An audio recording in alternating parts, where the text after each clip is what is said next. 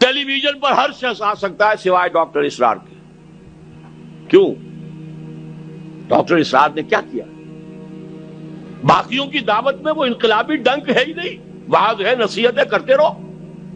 سعودی ٹیلی vision پر طہارت کے مسائل، وضو کے مسائل بیان کرتے رہو.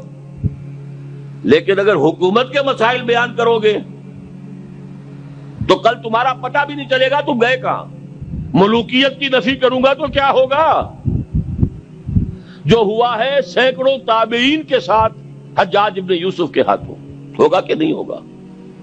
جو ہوا ہے حضرت حسین اور ان کے 72 ساتھیوں کے ساتھ، کلمہ گوئی تھے نا وہ بھی، جنہوں نے انہیں شہید کیا تھے تو کلمہ گو. جو ہوا معاملہ حضرت عبداللہ ابن زبیر کا جبکہ انہوں نے اسلامی حکومت قائم کی حجاز میں، پھر تو وہی ہوگا. لہذا طہارت کے مسائل، وضو کے مسائل، نماز کے مسائل، حیض کے مسائل، نفاس کے مسائل خوب بیان کرو، طلاق کے مسائل خوب بیان کرو.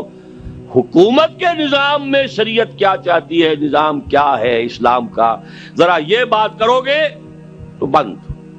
اس لیے بہرحال اس پہ صبر کرنا ہے، جو راستہ کھلا کریں گے. اگر ایک چراغ حقیقت کو گل کیا تم نے تو موج دودھ سے 100 آفتاب ابھریں گے. میرے ویڈیوز ہیں، میرے آڈیوز ہیں، پھیل رہے، پوری دنیا میں پھیل رہے ہیں. ٹھیک ہے ٹیلی ویژن کا دروازہ بند کر سکتے ہو، آڈیو ویڈیو کیسے بند کرو؟ لہذا ایک راستہ بند ہوتا ہے، اللہ تعالیٰ دوسرے راستے. آج انٹرنیٹ پر میری تقریر، میرے جمعے کا خطاب انٹرنیٹ پر جا رہا ہے. پوری دنیا میں جو شخص چاہے چند گھنٹے بعد 12:30 سے 1:30 تک میری تقریر ہوتی ہے، شام کو 3-4 بجے انٹرنیٹ کے اوپر موجود ہے. امریکہ والے سن لیں، یورپ والے سن لیں، سعودی عرب والے سن لیں، کون روکے گا اس کو؟